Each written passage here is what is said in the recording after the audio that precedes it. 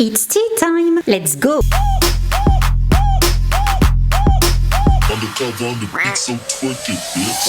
Bonjour, bonsoir tout le monde, je suis ravie de vous retrouver aujourd'hui pour une nouvelle vidéo. Ça fait longtemps que vous me demandez une vidéo sur Taylor Swift.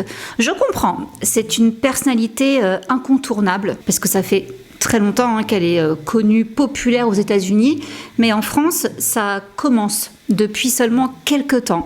Alors c'est pas moi qui le dis, c'est des articles, voilà, c'est récemment en fait que l'engouement de Taylor Swift a enfin pris en France. Donc avec la tournée mondiale qu'elle vient de faire, il était temps de parler d'elle. Mais avant de démarrer cette vidéo, je tiens à remercier notre partenaire de cœur, Nextory. Bon, Nextory, c'est la famille maintenant, c'est le sang de la horte. Donc je ne les présente plus, mais si quand même, pour ceux qui ne connaîtraient pas Nextory, il s'agit d'une application de lecture. Grande fan de lecture que je suis, ceux qui me suivent sur ma chaîne Booktube le savent. Le lien est en barre d'infos, d'ailleurs vous me demandez souvent où est ma chaîne. En barre d'infos vous avez le lien de ma chaîne Booktube. Et donc sur Nextory vous avez les livres audio, mais bien sûr les livres numériques, mais aussi des BD, de la presse, donc tous les journaux que vous trouvez en kiosque, ils sont aussi sur Nextory. Pour les livres audio vous avez 15 heures d'écoute par mois, il y a plus de 250 000 titres, donc forcément vous allez trouver votre bonheur. Il y en a pour tous les âges, pour tous les goûts, et comme d'habitude je vous fais ma petite recommandation. D'ailleurs je suis contente parce que l'autre fois j'avais proposé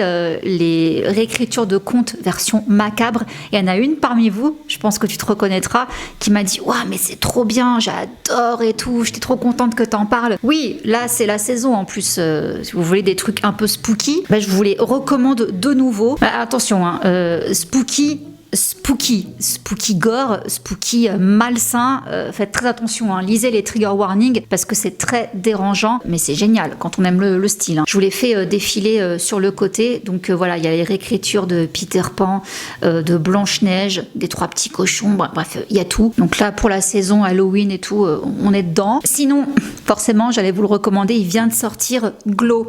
C'est le 4e tome de la saga d'Oren. Pour ceux qui aiment la fantasy, pareil, attention au trigger warning. Et le dernier titre que je voudrais vous proposer, toujours de saison, c'est Un automne pour te pardonner. Ce livre, il est partout, tout le monde en parle à ce qui paraît, c'est une dinguerie. Il y a une histoire de meurtre, une histoire de harcèlement, une histoire de romance. Ah oui, je le sens très bien lui. Donc je vous invite à découvrir tout ça grâce au lien qui s'affiche juste ici, également en barre d'infos et en commentaire épinglé. Vous avez 45 jours offerts grâce à ce lien. Franchement, allez-y quoi, sautez le pas. Je vous le dis toujours à chaque fois pourquoi je travaille avec Nextory, parce que bon, déjà je les adore, mais aussi parce que ça vous donne accès aux titres qui viennent de sortir, même à d'autres titres, à plein de genres, pour se mettre à la lecture, ceux qui ont un petit peu du mal. Je trouve que c'est vraiment une bonne introduction en tous les cas, et puis pour ceux qui comme moi sont fans de lecture, passent pas à côté de Nextory. Enfin moi en tout cas, je sais que certains sont un petit peu réticents, ils aiment le format papier. Moi le format audio, il a été adopté. Le format numérique aussi. Le soir dans le lit, je ne dérange plus le Jules avec la lumière. Je peux lire sur ma tablette, sur mon téléphone, et voilà, c'est déjà éclairé, donc c'est très pratique. Voilà, écoutez, encore merci Nextory d'avoir sponsorisé cette vidéo. Et puis écoutez, c'est parti. Taylor Swift, autrice, compositrice, interprète, mais aussi actrice, fille d'un conseiller financier et d'une mère au foyer fervent catholique. Elle est donc née le 13 décembre 1989, élevée auprès de son petit frère Austin, dans une ferme de sapins de Noël en Pennsylvanie. Alors très inspirée par sa grand-mère, ancienne chanteuse lyrique d'opéra classique, Taylor va se découvrir une passion pour le chant au sein de la chorale de l'église où elle chante chaque semaine. Et en parallèle, elle participe à de nombreux concours hippiques, l'équitation étant sa toute première passion. Et c'est très tôt, dès ses 9 ans, qu'elle va participer à de grandes comédies musicales à Broadway. On va la retrouver dans Grease, La Mélodie du Bonheur, Annie, et elle va également, toujours à Broadway, prendre des cours de chant et de théâtre. Et c'est à peu près à cette période-là que va s'éveiller son goût pour la country music. Elle va donc se produire dans des festivals, mais aussi des foires, même des hôpitaux, avant de remporter un grand concours local de chant. Et ce sera à l'âge de 14 ans qu'elle va convaincre ses parents d'aller s'installer à Nashville, capitale mondiale de la country, afin de démarcher des labels. Malheureusement sans succès. Mes parents ont vu que c'était vraiment une obsession, que je n'allais pas lâcher l'affaire et que ce n'était pas un caprice d'adolescente. Ils ont été jetés là-dedans. Nous n'avions aucune idée de ce que nous faisions. Mes parents m'ont acheté un livre sur l'industrie de la musique. Donc voilà,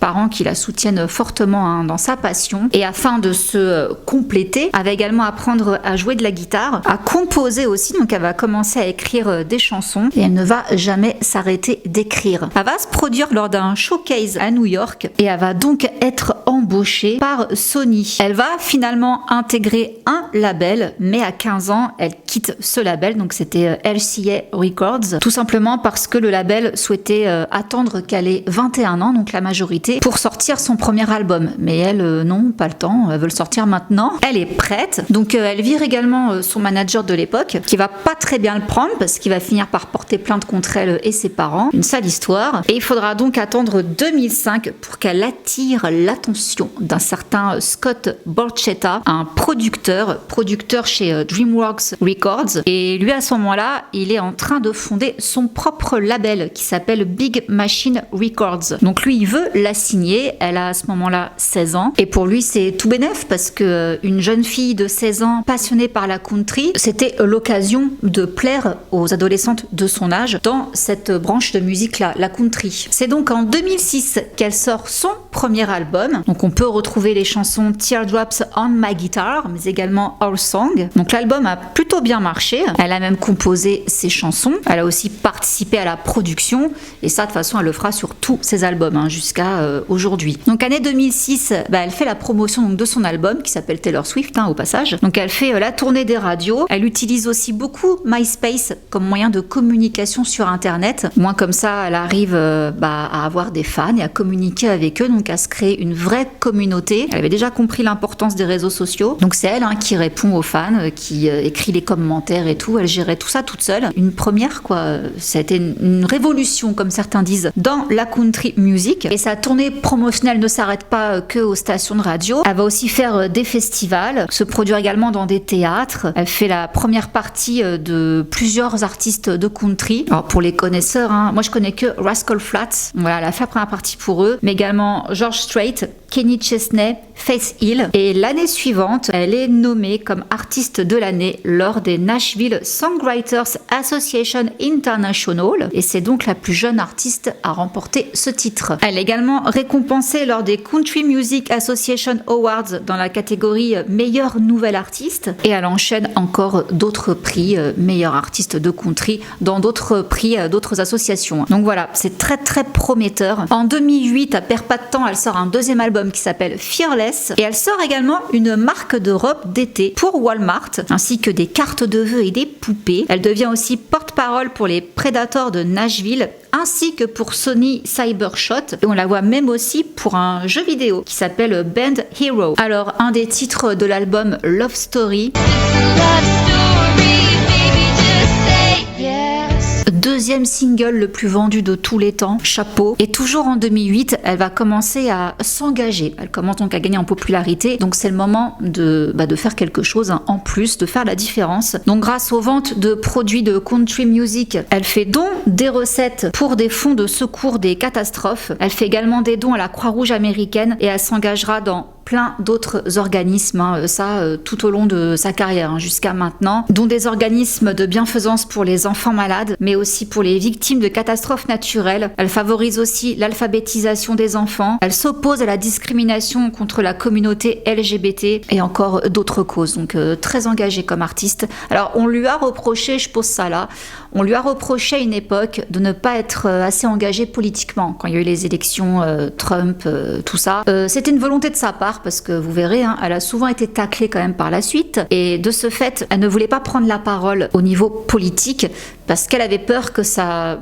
fasse peut-être une mauvaise pub au candidat qu'elle allait soutenir, mais contrairement à ce que beaucoup pensaient, elle n'était pas pour Trump. Donc voilà, c'est bien après qu'elle a commencé à prendre la parole et à soutenir Biden, par exemple. Mais sinon, poursuivons, parenthèse fermée, elle va effectuer une tournée de près de 100 dates, donc ça c'est pour le Fearless Tour, et d'autres artistes très connus vont la rejoindre sur cette tournée, donc Katy Perry, qui deviendra une grande copine à elle, malgré une friction, on en reparlera après, mais également Faith Hill, donc avec qui elle a déjà collaboré, John Mayer, Justin Bieber, Kelly Pickler, Gloriana, et la tournée va rapporter 63 millions de dollars. Ça va même donner naissance à un documentaire qui sera diffusé à la télé qui s'appelle Journey to Fearless. Elle fait aussi la première partie d'autres artistes, dont Keith Urban, et là on rigole plus du tout, son album Fearless devient l'album le plus récompensé dans toute l'histoire de la musique country. Prix du meilleur album de l'année aux American Music Awards, artiste de l'année, album country préféré, et elle va collaborer encore avec d'autres artistes, mais elle va aussi coécrire des chansons pour le film Hannah Montana. Et en parlant de film, eh bien, elle va commencer à faire ses premiers pas à la télévision en tant que comédienne. Ce sera dans Les Experts, avant d'enchaîner dans un film cinéma, Valentine's Day, où d'ailleurs elle enregistre 2 chansons pour la bande originale. Et c'est d'ailleurs suite à ce film qu'elle va donc être en couple avec Taylor Lautner, je pense que c'est mieux la prononciation comme ça, Jacob, Twilight. Donc ils vont sortir ensemble quelques temps, mais pas très longtemps, quelques mois. Après, elle va se mettre en couple avec John Mayer, voilà. Et nous arrivons donc toujours en 2009, vers la fin de l'année, septembre. Elle devient la première artiste de country à remporter un MTV Video Music Awards grâce à son titre You Belong With Me. Et c'est là que le drame arriva. Rappelez-vous, pour ceux qui ont vu ma vidéo sur Kanye West, elle va donc monter sur scène pour remercier tout le monde, mais elle va être coupée par Kanye West qui va bondir sur la scène, lui arracher le micro limite, pour dire que c'est pas normal, que c'était le clip Single Lady de Beyoncé qui méritait de remporter ce prix. La honte, le début d'une guerre entre Taylor Swift et Kanye. D'ailleurs, Obama s'est même exprimé en disant que c'était un crétin d'avoir fait un truc pareil. Elle va aussi être soutenue par Katy Perry, Eminem, Snoop Dogg, même Madonna, qui vont dire mais qu'est-ce qui lui est arrivé, il pète un plomb. Et en plus, la pauvre, quand elle reprend le micro, le temps de parole est écoulé, donc elle peut plus parler, elle peut plus rien dire. Bon, merci quand même Beyoncé, qui va remporter un prix plus tard dans la soirée et qui va inviter Taylor à venir la rejoindre pour qu'elle puisse faire son discours de remerciement. Là-dessus, c'était assez classe, merci. Bon, Kanye va s'excuser très vite, genre 2 jours après. Il va l'appeler, il va lui dire voilà, je suis désolé, ça se fait pas. Il va même poster des mots sur Twitter, etc., etc. Donc elle va en parler parce que naturellement tout le monde va parler que de ça. Donc on va interroger Taylor Swift. Alors voilà ce qu'elle va dire. Kanye m'a appelé, il était vraiment sincère lorsqu'il m'a présenté ses excuses. Cela s'est passé à la télévision. Alors bon, tout le monde a vu ce qui s'est passé. Je ne ressens pas le besoin de continuer d'en parler. En gros, c'est bon, circuler, il n'y a rien à voir, on passe à autre chose. Alors arrivent les Grammy Awards. Grammy Awards 2010. Elle va être nominée 8 fois et elle va remporter plusieurs prix, dont celui du meilleur album de l'année, toujours pour Fearless, mais également meilleure performance d'une artiste country féminine. Et dans son discours de remerciement, voilà ce qu'elle dit: mon père et mon petit frère perdent la tête dans notre salon en ce moment. Ceci est pour mon père. C'est pour toutes ces fois où tu as dit que je pouvais faire ce que je voulais dans la vie. Et ma mère, tu es ma meilleure amie. Pour autant, elle va chanter lors de cette cérémonie et elle va se faire tacler par la presse, mais de manière violente. Alors voilà par exemple ce que rapportait le LA Times. Swift a donné une performance vocale étonnamment mauvaise au Staples Center dimanche, avec un son grêle et rythmiquement pris au dépourvu alors qu'elle partageait le micro avec Stevie Nicks. Washington Post qui en rajoute une couche. Une nuit dans la vie enchantée de Taylor Swift, donner une performance vocale incroyablement misérable et remporter de toute façon le plus gros Grammy de 2010. Bon, ça va pas plaire à Scott Borchetta, donc le PDG de Big Machine Records. Donc il va venir défendre Taylor en disant peut-être qu'elle n'est pas la meilleure chanteuse technique, mais elle est probablement la meilleure chanteuse émotionnelle. Ce n'est pas American Idol. Il ne s'agit pas d'une compétition pour voir qui peut chanter la note la plus haute. Il s'agit d'un véritable artiste, écrivain qui communique. Personne n'est parfait, cela arrive. Peut-être qu'à ce moment-là, nous n'avons pas eu la meilleure soirée, mais dans le même souffle, peut-être que nous l'avons fait. la meilleure soirée, hein, vu qu'elle a raflé des prix prestigieux. Quand elle dit quelque chose, quand elle chante quelque chose, quand elle ressent quelque chose, cela affecte plus de gens que quiconque. Voilà, voilà. Alors, elle va chanter un titre au MTV Video Music Awards un an après le fameux incident avec Kanye West. Ce sera donc la chanson Innocent et ça va remettre de l'huile sur le feu car beaucoup de personnes voient dans cette chanson un message destiné à Kanye. Les médias y voient un coup bas. Ils considèrent la chanson comme une revanche, une insulte envers Kanye. Donc forcément, il va ouvrir sa bouche comme d'habitude en déclarant que interrompre Taylor Swift n'avait rien d'arrogant parce que tout simplement elle ne méritait pas le prix. Donc il en remet une couche et il déclare aussi que Taylor n'a jamais pris sa défense dans aucune interview. Oui, parce qu'il y a quand même des gens qui ont, comme je vous dis,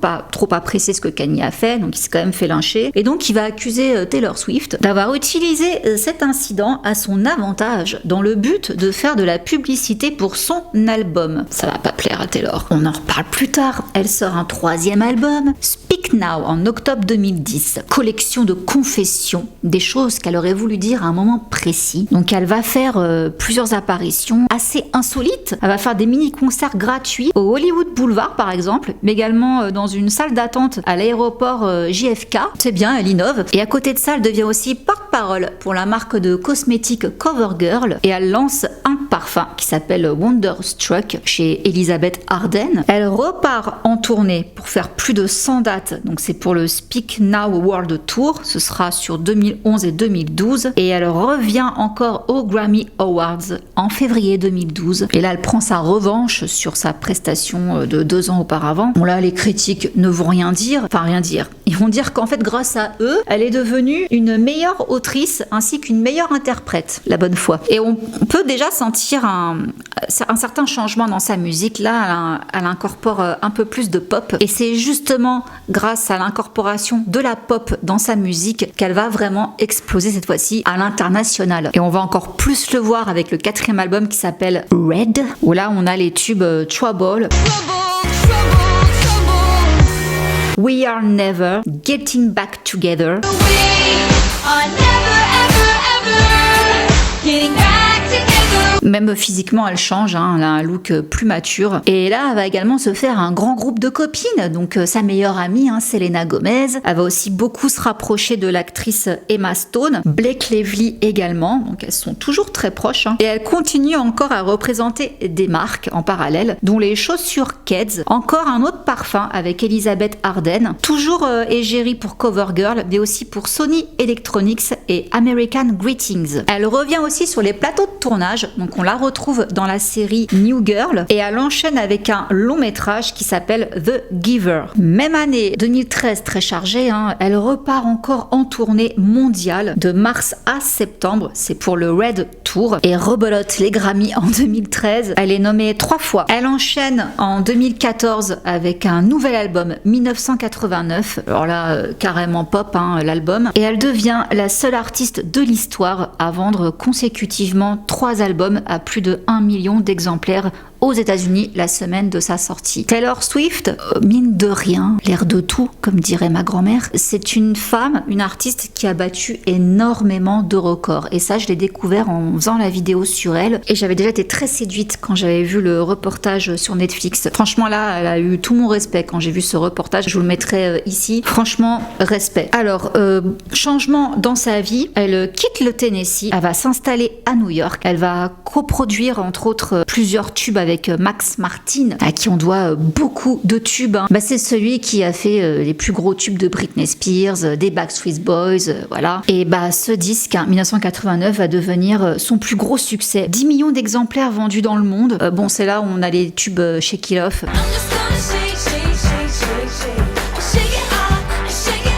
Titre intéressant, car comme toutes les chansons de Taylor Swift, il y a toujours une signification derrière, une épopée derrière les chansons. Là, elle parle à Smoke, en fait, de ses nombreuses liaisons. On lui reproche beaucoup ça. Donc, ces liaisons avec le tout Hollywood, dont Jack Gyllenhaal, Harry Styles, Joe Jonas, John Mayer. Du pain béni pour les médias. Ils adorent essayer de trouver les liens avec ses histoires d'amour et ses chansons. Et elle va d'ailleurs expliquer à une radio australienne qu'elle est très exaspérée qu'on lui reproche d'écrire une uniquement des chansons sur ses histoires d'amour. Dire cela est sexiste. Personne ne dit ça à propos d'Ed Sheeran, personne ne dit ça à propos de Bruno Mars. Ils écrivent tous des chansons sur leurs ex, leurs copines actuelles, leur vie amoureuse, et personne ne trouve rien à y redire. C'est pas faux. Son clip, Blank Space, un des clips les plus visionnés de YouTube aujourd'hui, avec plus de 3 milliards de vues. Et justement, dans ce single, elle s'adresse cette fois-ci aux médias qui en font une croqueuse d'hommes. Et donc, nous sommes en 2014. Oula, tremblement de terre. 3 novembre. Spotify, qui auparavant donnait accès à quasiment la totalité de son catalogue, les utilisateurs découvrent qu'il reste plus que quelques titres de Taylor Swift, dont un qu'elle avait fait pour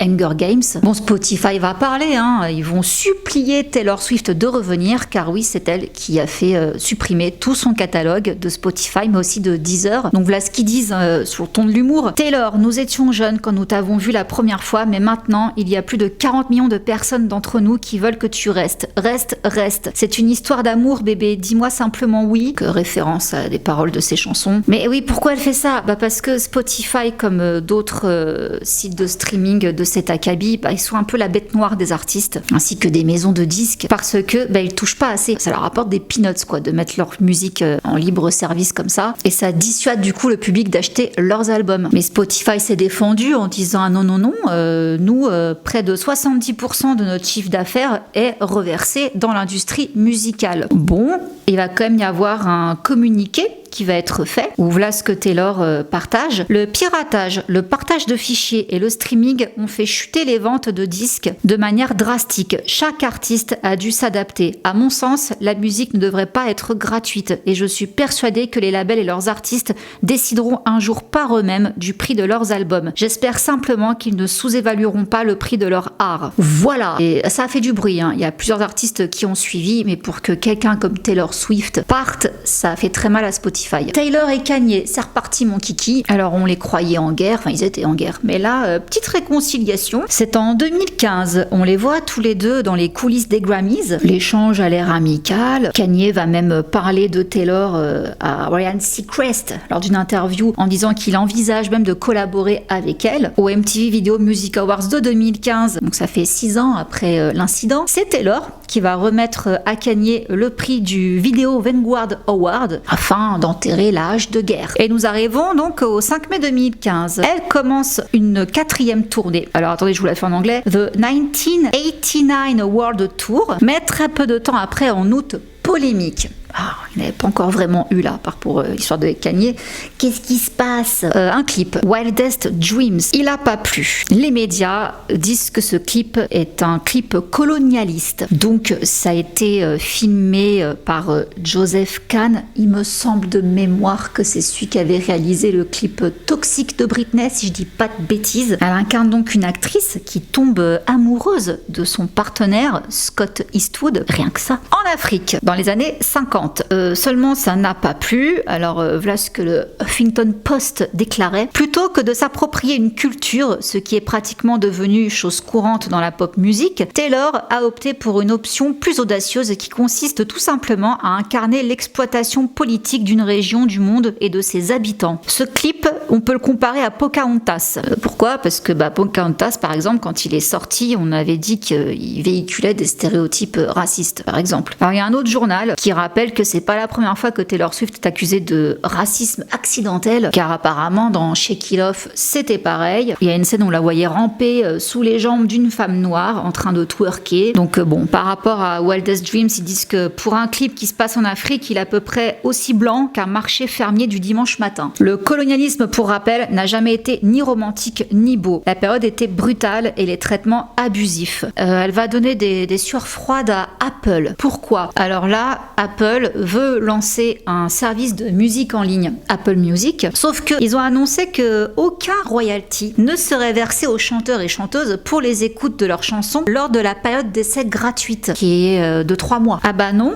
donc elle a écrit sur son compte Tumblr qu'elle trouvait ça choquant et décevant, donc elle boycotte la plateforme. Du coup, le vice-président président responsable des services et logiciels internet d'Apple, il va se rétracter. Il va dire qu'ils vont modifier finalement leur système et qu'ils paieraient des royalties aux artistes même pendant la période d'essai de leur service. Donc voilà, elle a fait plier Apple. Bravo. Nous arrivons donc en 2016, le 15 février. Toujours les Grammy. Alors là, encore une fois, elle fait un carton. Elle remporte le prix de l'album de l'année pour 1989 et elle devient aussi la première artiste féminine de l'histoire à remporter ce prix 2 fois. Elle remporte aussi le prix du meilleur album pop et celui du meilleur clip pour Bad Blood. Elle va faire un discours que beaucoup ont vu comme un pic à Kanye West. Donc voilà ce qu'elle dit. Je veux dire ceci à toutes les jeunes femmes. Des personnes que vous croiserez sur votre route tenteront de minimiser votre succès ou voudront s'attribuer l'origine de vos succès ou de votre célébrité. Mais si vous vous concentrez sur le travail et que vous ne laissez pas ces personnes vous tirer vers le bas, un jour, quand vous atteindrez votre but, vous regarderez autour de vous et vous saurez que c'est vous et les personnes qui vous aiment qui vous ont porté jusque-là. Et cela sera la meilleure sensation au monde. Côté vie privée, revenons un petit peu là-dessus. Elle est en couple avec Calvin Harris. Et ils ont même composé ensemble la chanson pour Rihanna, This is what you came for. Mais malheureusement, trop de travail. Pas d'agenda compatible. Donc ils ont fini par se séparer en juin 2016. Elle a été vite fait avec l'acteur Tom Hiddleston. Je l'adore. Et puis après, elle s'est mise en couple avec Joe Alwyn, un acteur britannique également. Et elle va rester 6 ans avec lui. Et donc revenons sur l'album Bad Blood justement. Deuxième tube de l'album.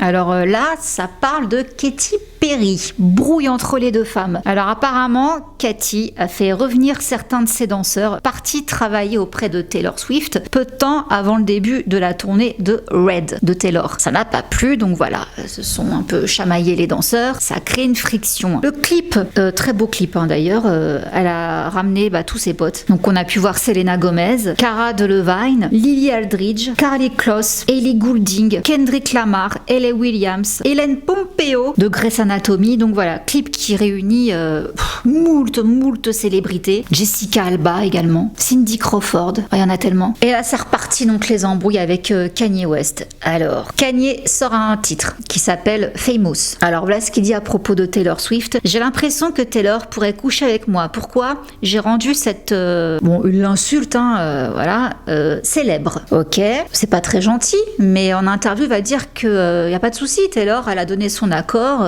pour ce morceau, tout va bien. Et elle a trouvé que les paroles étaient très drôles, donc elle a donné son approbation. Ah non, Taylor va répondre non, trop pas. Il lui a juste demandé de promouvoir son nouveau tube. Donc on a son agence de presse qui va faire un communiqué à Taylor en disant Kanye n'a pas appelé pour un accord, mais pour demander à Taylor de sortir sa chanson Famous sur son compte Twitter. Elle a refusé et lui a attiré l'attention sur une chanson avec un message misogyne très fort. Taylor n'a jamais été au courant des paroles. J'ai rendu cette biatch célèbre. Alors là, Kim va entrer dans l'histoire. Elle va voler au secours de son mari en disant dans une interview que non, mais Taylor, elle avait bien donné son accord. Elle dit l'inverse pour se faire passer pour une victime. Et elle va même jusqu'à dire qu'elle a une vidéo qui prouve que Taylor Swift a approuvé le projet et que c'était sur Snapchat. Alors là, dès que Kim rentre dans l'affaire, ça va prendre encore plus d'ampleur, toute cette histoire. Alors il sort le clip en plus Kanye Famous. Alors dedans on le voit endormi dans un lit avec un sosie de Taylor Swift. Kim Kardashian va dévoiler la vidéo du fameux appel qu'il y a eu entre Taylor et Kanye. Donc là elle va marquer où est la vidéo dans laquelle Kanye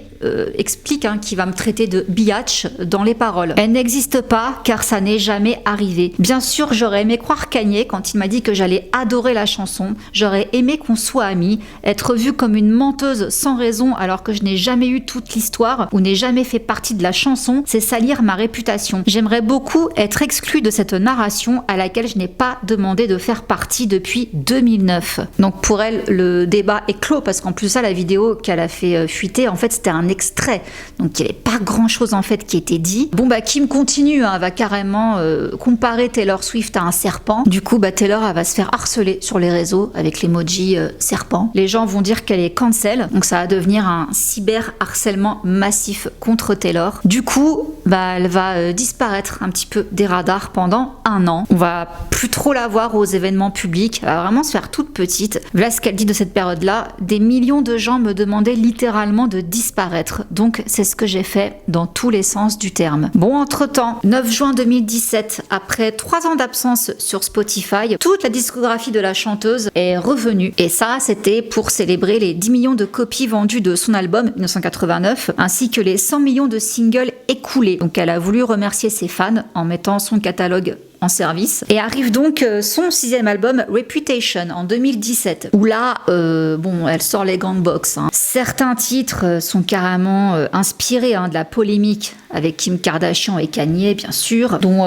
Look What You Made Me Do. Donc là, elle reprend l'image du serpent, vu que tout le monde l'a traité de serpent, elle en joue. Elle donne sa version de l'affaire, et d'ailleurs, à la fin de la chanson, elle dit « Taylor Swift ne peut pas répondre au téléphone, elle est morte ». Donc, on fait table rase du passé, on repart sur des bonnes bases. Il y a aussi d'autres titres où on règle des comptes. I Did Something Bad et This Is Why We Can't Have Nice Things. Là, elle se moque ouvertement de Kanye West et de son train de vie bling bling. Et voilà ce qu'elle va dire à Vogue US. J'ai su d'emblée que je devais écrire des chansons sur cette histoire parce que je savais que c'était la seule manière d'y survivre. C'était la seule manière de préserver ma santé mentale et de raconter ce qui se passe quand on vit quelque chose d'aussi humiliant. Bon, il y a quand même aussi des jolies chansons d'amour dedans. Tous les titres ne sont pas énervés. On a Don't Blame Me, So It Goes, Endgame, qui parle donc de ses ex. Delicate aussi, qui parle de son chéri Joe Alwyn. Et elle enchaîne avec une tournée mondiale, Reputation Stadium Tour, qui devient la tournée la plus lucrative de l'histoire des États-Unis. Et elle a été documentée dans un film-concert qui s'appelle Reputation Tour, qu'on peut voir donc sur Netflix et qui a battu des records de visionnage. Et là, donc, on arrive aux prémices de MeToo.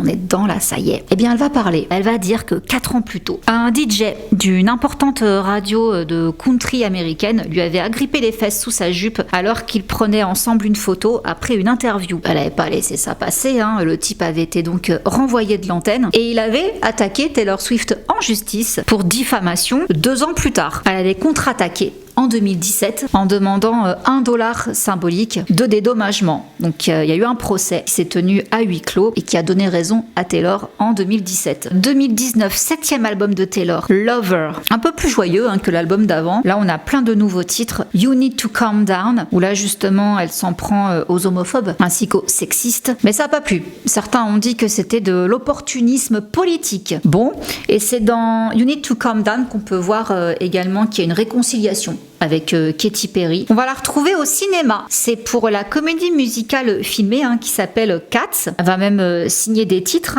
pour cette comédie musicale, la bande originale, Beautiful Ghost. Et en 2020, on a le fin mot de l'histoire. Donc, la fameuse vidéo de la conversation entre Kanye et Taylor sur la chanson Famous. Elle a été divulguée, la vidéo, qui prouve que Taylor disait bien la vérité. Donc, dans la vidéo, on voit qu'elle autorise le passage « Je pense que moi et Taylor pourrions coucher ensemble », mais on n'entend pas le passage « J'ai rendu cette garce célèbre ». Voilà, point final. En 2020, il y a un nouveau documentaire qui sort, qui s'appelle Miss Americana, où là on découvre que Taylor, ça fait longtemps qu'elle se bat contre les troubles alimentaires. Et pendant la promotion de son nouvel album Lover, elle va entrer en conflit avec Scooter Braun. Alors lui, encore dans des histoires. Alors le problème, c'est par rapport aux droits d'auteur de ses musiques. Parce que Scooter rachète Big Machine Records et propose à Taylor de racheter ses titres à condition de sortir un nouvel album pour chaque ancien album racheté sous un contrat avec Big Machine. Sauf qu'elle va refuser. Et pourquoi, me direz-vous, elle ne veut pas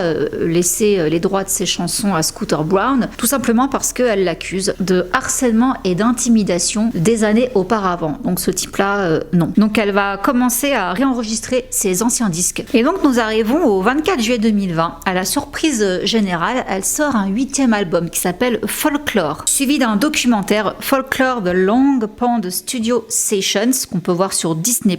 Et quelques mois plus tard, le 11 novembre 2020, elle sort encore un autre album qui s'appelle Evermore, donc son 9e album qui est considéré, comme elle le dit, comme le petit frère de Folklore. Donc voilà, elle n'a pas chômé pendant le confinement. Et c'est bien, parce que le 14 mars 2021, elle remporte le Grammy Award du meilleur album de l'année pour Folklore, son 3e prix donc dans cette catégorie, ainsi que son 11e Grammy en tout. C'est beau. Donc on a une nouvelle version de Fearless, Taylor's Version, le 9 avril 2021, puis Red, Taylor's Version, le 12 novembre 2021, qui bat des records d'écoute sur Spotify. Il devient même l'album le plus écouté en une journée de toute l'histoire de la plateforme pour une artiste féminine. Elle devient également l'artiste la plus écoutée en une journée. Encore des records. On peut d'ailleurs retrouver une version longue de All Too Well, qui est l'une des chansons préférées des fans. Et d'ailleurs, pour promouvoir cette longue version, il y a même un court-métrage qui est réalisé, qui dure 15 minutes avec l'actrice Sadie Sink, mais aussi avec Dylan O'Brien. Oh, je l'adore lui.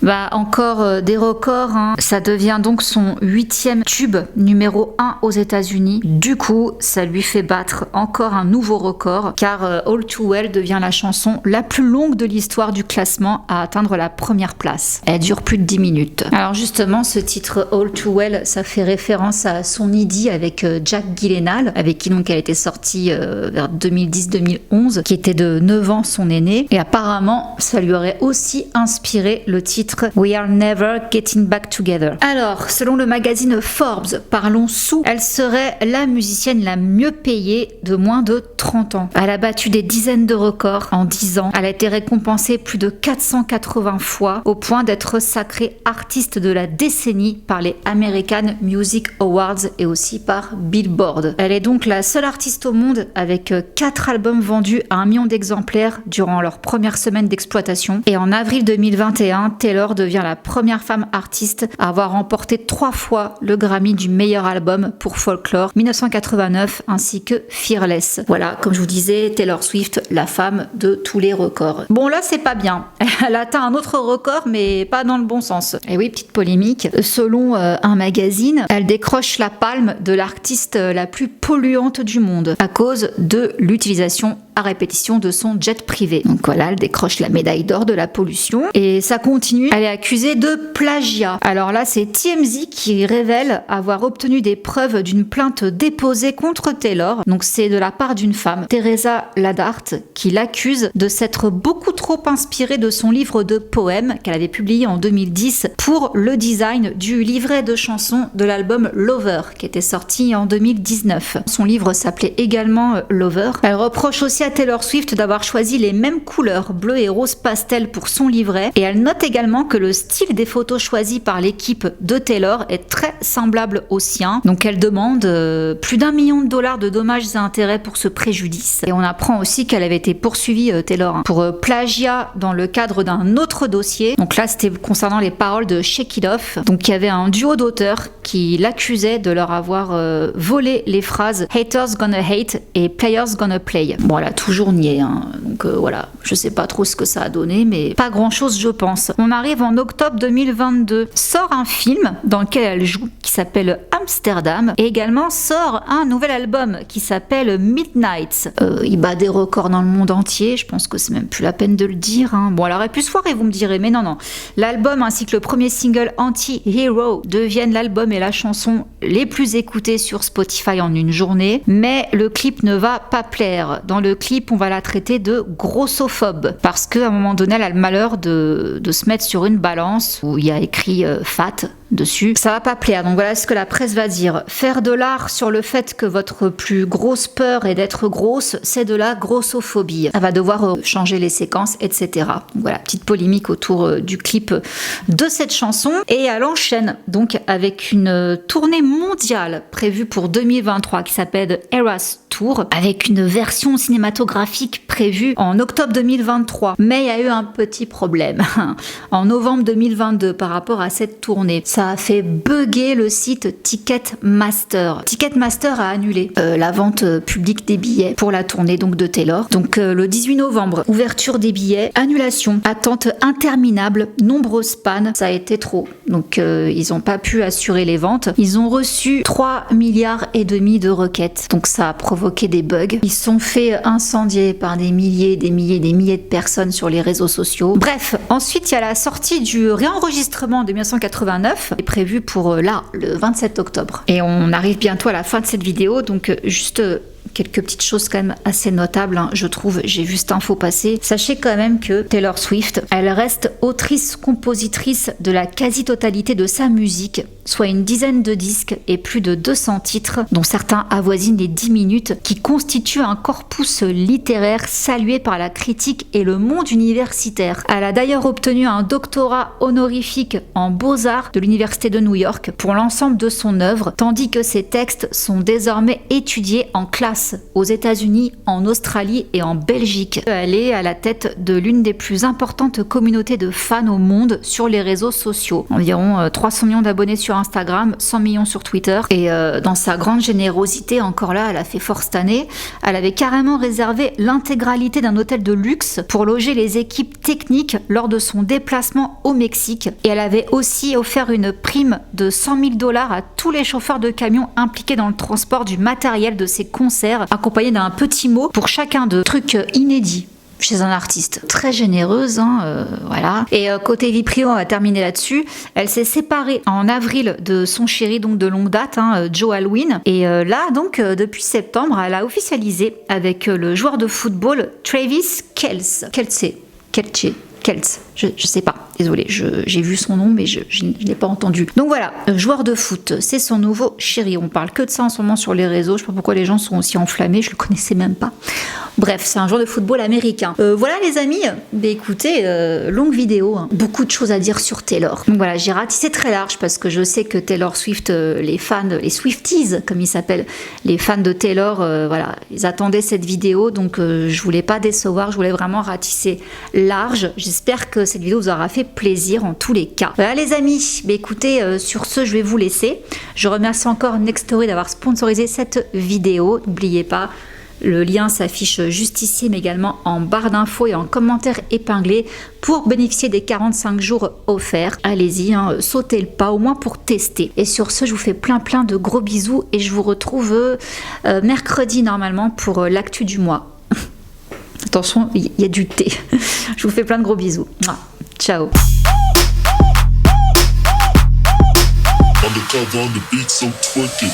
Like.